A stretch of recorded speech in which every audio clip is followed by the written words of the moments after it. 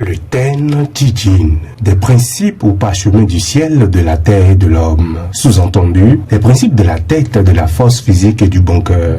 Et c'est la symbiose de ces trois principes qui font du pratiquant un bon disciple. Et ce sont là les caractéristiques pour faire des élèves de bons pratiquants d'arts martiaux, nous dira le grand maître Gabriel Chinan, ceinture noire 7e dan japonais, qui apprécie le niveau des impératifs. Le niveau technique du Japon, c'est impeccable. C'est bon parce que le maître lui-même aussi, il investit beaucoup de temps et d'énergie sur les enfants. Un maître de karaté est exceptionnel. Parce que d'abord, il y a ce qu'on appelle Ten Tijin en japonais. Il y a deux explications pour ça. Ten veut dire le ciel, Chi veut dire la terre, Jin veut dire l'homme. Deuxième signification, Ten veut dire la tête. Dans la tête, là, le cerveau. Donc on peut être intelligent. Chi veut dire la force physique et technique. Mais Jin veut dire bon cœur. Donc, si on est intelligent et on a la force physique et technique, mais on n'a pas bon cœur, on est plus qu'un animal sauvage. Parce que tous les enfants n'ont pas les mêmes niveaux d'évolution, temps mental, tout ça. Donc, il doit pouvoir détecter, celui-là est très lent pour vraiment capter et assimiler. Donc, il se rabaisse complètement et il lui montre ça plusieurs fois. S'il n'a pas de bon cœur, il ne va pas jamais faire ça. Donc, les enfants ici, les élèves ici, les élèves de karaté ont la chance d'avoir un très bon maître. Il a toutes les qualités requises.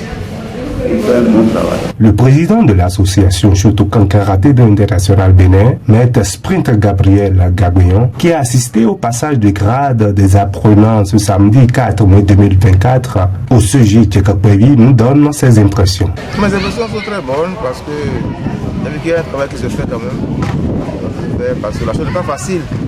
Si on arrive à amener des enfants à pouvoir donc maîtriser les techniques qui sont propres pour le SKI Bénin.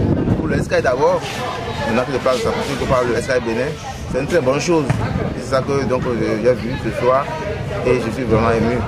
Je me suis dit donc la semence est en train de germer. Pour le profane, les noms techniques n'embrouillent-ils pas les apprenants? Et comment le maître Yannick Gaba arrive-t-il à cette symbiose du Ten Tijin?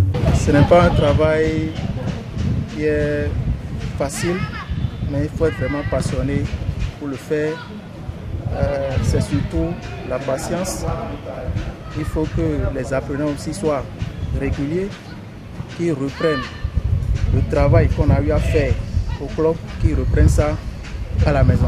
Et il faut qu'ils aient vraiment la volonté. Parce que sans la volonté des apprenants, c'est un peu difficile que le message passe. Quand ils ont vraiment la volonté, le reste là c'est facile. Et la régularité aussi en ça. Bae Geri, Yoko Geri, Mawashi Geri, Oitsuki. Bon, c'est des noms auxquels les apprenants sont habitués. C'est un nom de technique. C'est ceux qui connaissent.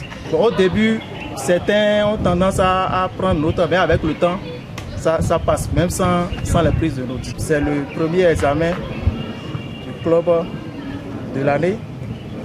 Nous avons commencé par le stage d'avant-examen qui a débuté dans la matinée d'aujourd'hui. Donc c'est cet après-midi qu'il y a l'examen de grade. En réalité,